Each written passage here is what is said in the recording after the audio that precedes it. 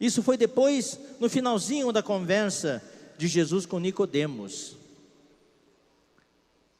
Daí Jesus falou o seguinte: e do modo porque Moisés levantou a serpente no deserto, assim importa que o Filho do Homem seja levantado.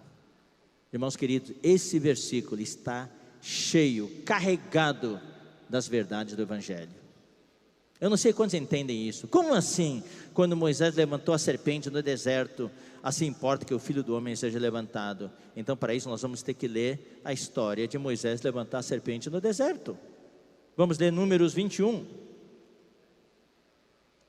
Inclusive, esse trecho de Números 21 é um bom texto para a pregação de evangelho numa reunião. Eu me lembro, anos atrás, algumas décadas atrás, em Sumaré, eu dei uma palestra de evangelho, na qual 60, 70 pessoas se converteram. E o nome da palestra, o título da palestra é Uma Picada Mortal. Uma picada mortal. E partiram do monte Or, pelo caminho do Mar Vermelho, a rodear a terra de Edom.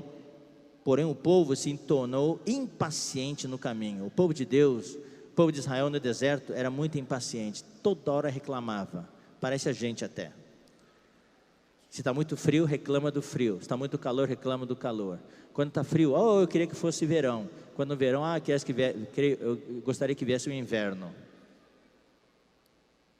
E o povo falou contra Deus e contra Moisés: por que nos fizeste subir do Egito, para que morramos nesse deserto, onde não há pão, nem água, e nossa alma tem fastio desse pão vil? Ou seja, toda manhã o povo não tinha que trabalhar, toda manhã o pessoal saía das suas tendas, e lá está o pão já, o maná, era só recolher e cozinhar e assar, pão de graça. E o povo reclamou do pão de graça, que a gente está cansado desse pão chato. Então o Senhor mandou entre o povo serpentes abrasadoras, que quer dizer, serpentes venenosas, cascavéis, jararacas, cobra coral. Coral não, porque coral morde, mas o veneno não entra, porque o dente, as presas ficam lá atrás. Tem que ser cascavel mesmo, cascavel e jararaca, que mordiam o povo, e morreram muitos do povo de Israel. Imagine, irmãos, o povo reclamou. Daí quando no dia seguinte saiu das suas barracas, tinha um monte de cobra lá, e as cobras entravam nas barracas e picavam a gente à torta e à direito, e o pessoal começou a cair morto, um atrás do outro. Veio o povo a Moisés e disse: nós pecamos, porque falamos contra o Senhor e contra ti. Ora ao Senhor que tire de nós as serpentes. Então Moisés orou pelo povo, mas Deus não tirou as serpentes. Aqui Deus fez uma promessa, indicando a vinda do filho dele. Essas serpentes representam Satanás. Satanás é a verdadeira serpente, e Satanás está aí fora, picando gente a torto e a direito, picando os seus vizinhos, picando os seus parentes, picando os seus amigos, picando os seus colegas de trabalho, picando seus colegas na universidade, no colégio. E as pessoas estão caindo mortas, e nós vendo as pessoas cair mortas e não fazemos nada. O que o Senhor disse a Moisés? Eu não vou tirar serpentes. Eu quero que você faça uma serpente abrasadora, faça uma serpente venenosa também, mas de bronze. Põe-na sobre uma haste, pega um pedaço de pau, faz em fundição uma serpente igualzinha às cascavéis e as jararacas, e põe nesse pedaço de pau, e levanta o pau bem alto, prega em algum lugar, levanta bem alto. Todo mordido que mirar, que olhar para essa serpente levantada, vai sarar e vai viver. Daí Moisés fez uma serpente de bronze, e pôs a serpente de bronze numa haste, e levantou bem alto. E quando alguém era mordido por uma cobra venenosa, imediatamente, se ele dissesse: esse negócio de olhar para a serpente, que superstição é essa, que tolice é essa, eu que não vou olhar, pum, caía morto. É tão simples, irmãos. Isso é fé. A fé é simples. A fé não tem nada de lógico. Basta levantar e olhar. Custa alguma coisa? Mas todo que olhava, aqui diz, para a serpente de bronze, sarava. Era sarado imediatamente. Quem é essa serpente de bronze? É Jesus. Jesus veio em semelhança de carne pecaminosa. Jesus veio em semelhança de uma cobra venenosa. Só semelhança. Mas Jesus não tinha o veneno do pecado. Como aquela serpente de bronze só tinha a aparência da serpente, mas não tinha o veneno. Quando essa serpente era levantada, quem olhasse sararia. Jesus também veio em semelhança de carne pecaminosa, mas sem o veneno do pecado. E Jesus foi levantado no madeiro, num pedaço de pau. Hoje, quem olhar para aquela cruz, olhar para Cristo, é salvo. É sarado da picadura, da picada mortal da serpente. Isso, irmãos, é o Evangelho. O Evangelho é pregar para as pessoas, para que as pessoas olhem para Jesus. Não é olhar para isso, aquilo, é olhar para Jesus.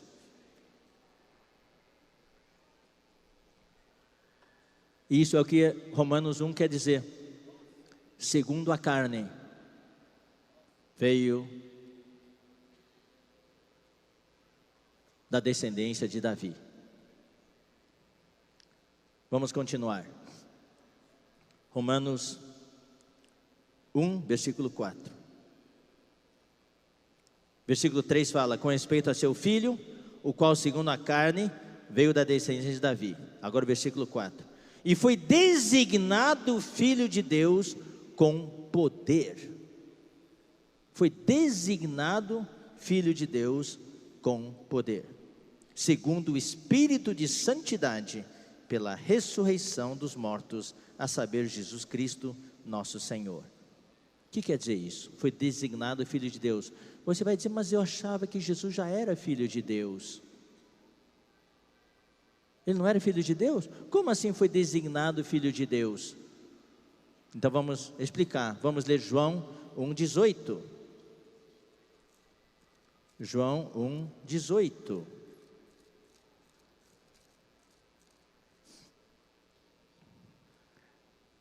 Ninguém jamais viu a Deus. O Deus unigênito, que está no seio do Pai, é quem o revelou.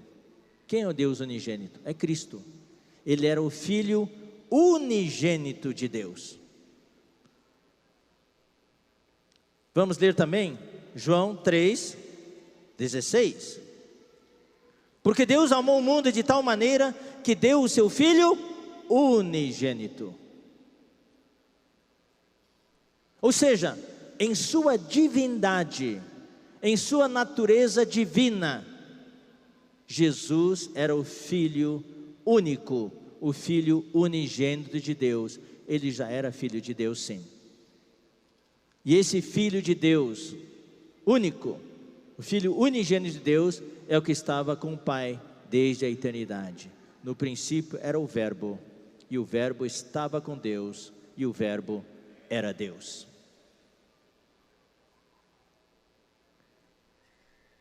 Mas acontece que Deus enviou o seu Filho unigênito para a terra. E voltando de novo a Romanos 8, versículo 3, eu vou ler de novo esse versículo com um enfoque um pouco diferente agora. Fala assim, porquanto que for impossível a lei no que estava enferma pela carne, isso fez Deus, enviando o seu próprio Filho unigênito para a terra. E quando o Filho de Deus veio para a terra, algo novo aconteceu no universo. Deus, que era Espírito, assumiu a forma humana. Vamos ler Filipenses. Filipenses capítulo 2, versículo 5. Pedro já explicou muito sobre esses versículos, mas vamos só ler aqui nesta manhã. Fala o seguinte: tende em vós o mesmo sentimento que houve também em Cristo Jesus, pois ele, subsistindo em forma de Deus, Jesus era Deus, o Filho de Deus, ele era o próprio Deus na sua divindade, não julgou como usurpação o ser igual a Deus, antes a si mesmo se esvaziou, assumindo a forma de um escravo, tornando-se em semelhança de homens. Esse Filho único de Deus, o Filho unigênito de Deus, veio, se encarnou, nasceu do ventre de uma mulher, se tornou um nenê, um feto primeiro, depois um nenê, passou pela infância, ele assumiu a forma humana, tornando-se em semelhança de homens, e reconhecido em figura humana, ele era 100% homem, e a si mesmo se humilhou, tornando-se obediente até a morte, e morte de cruz. É isso que quer dizer, esse Filho de Deus agora era um homem. Algo novo aconteceu no universo, Deus se tornou um homem. Esse foi um dos grandes milagres do universo, a encarnação de Deus. Deus se tornou um homem. Então o que aconteceu aqui? Ele assumiu essa forma humana, e daí, ao viver a vida humana, ele elevou todas as virtudes humanas. É o que o Pedro tem compartilhado muito recentemente do splanknon, do sentimento, das ternas misericórdias, da compaixão, do amor, do perdão, que vem dessa parte visceral do homem, as vísceras de Cristo, que vem lá do interior de Cristo. Cristo é o que elevou todas essas virtudes aqui na terra,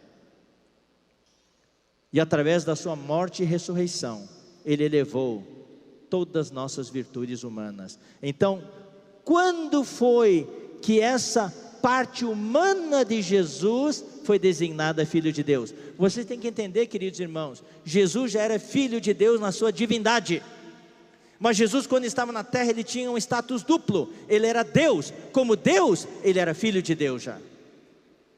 Ele tinha um aspecto divino, na sua divindade, ele já era Filho de Deus, mas como homem, aquela carne de Jesus, ainda não era Filho de Deus. Os irmãos estão entendendo? Na sua essência divina, no seu espírito, ele já era Filho de Deus, mas aquela carne que ele assumiu, e que estava sendo testado por Deus, aquela carne ainda não era Filho de Deus. Ele tinha que viver uma vida sem pecado, ele teria que passar pela morte, pelo sepultamento, e quando ele foi sepultado, o universo inteiro suspendeu a respiração.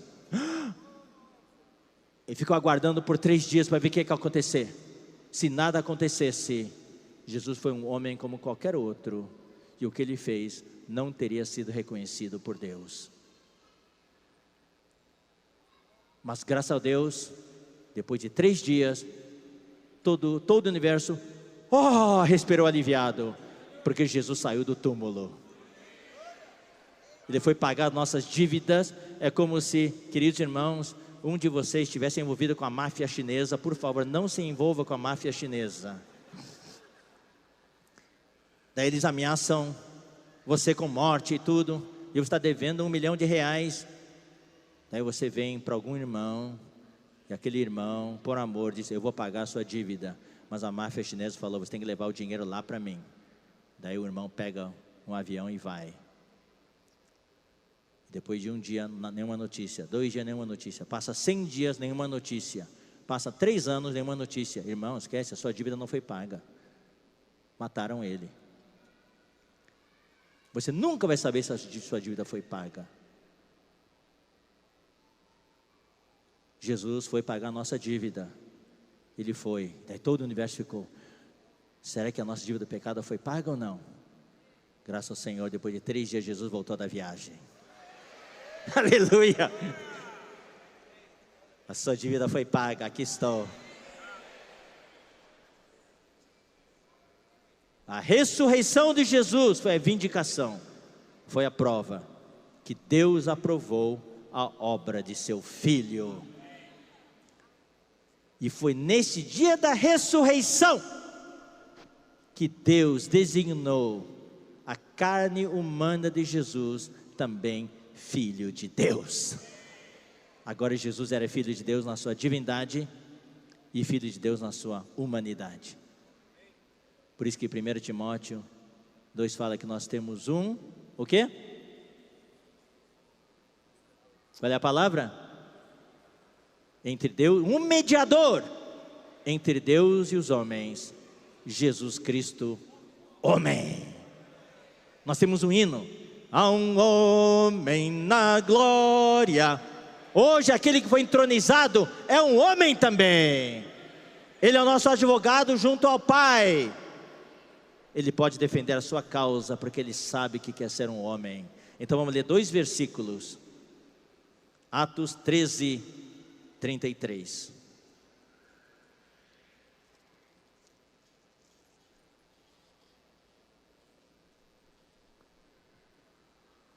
Esse versículo muitos não entendem. Com essa explicação espero que você possa entender. Versículo 32. Nós vos anunciamos o evangelho da promessa, aleluia, feita a nossos pais, como Deus a cumpriu plenamente a nós, seus filhos, ressuscitando a Jesus, como também está escrito no Salmo 2: Tu és meu filho, eu hoje te gerei. A ressurreição de Jesus foi uma geração. Naquele momento em que Jesus ressuscitou, Deus gerou o seu Filho na carne. Jesus se tornou Filho de Deus também na sua carne. A sua humanidade foi designada Filho de Deus na sua ressurreição. Vamos ler também Hebreus 1:5. Hebreus 1:5.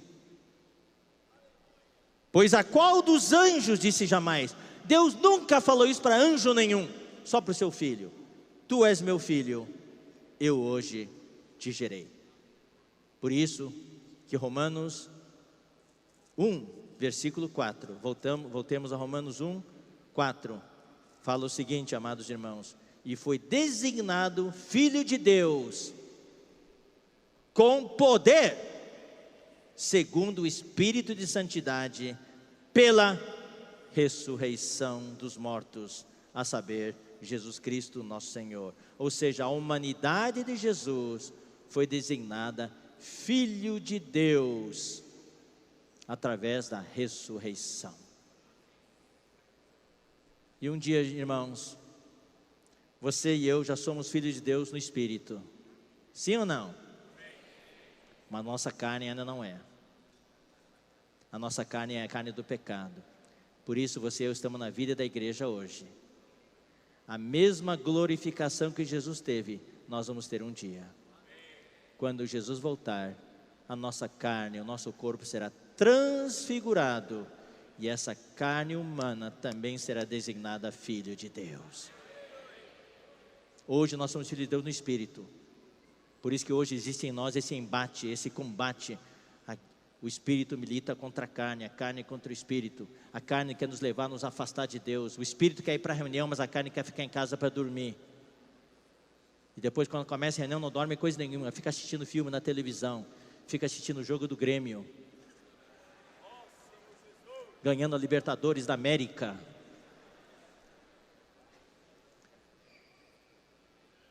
Mas um dia, quando Jesus voltar, se nós continuarmos na vida da igreja e permitir que o Senhor faça esse trabalho de transformação, conformação em nós, um dia nós vamos ser transfigurados, glorificados, e essa carne também será designada Filho de Deus. Daí nós vamos experimentar a salvação plena de Deus.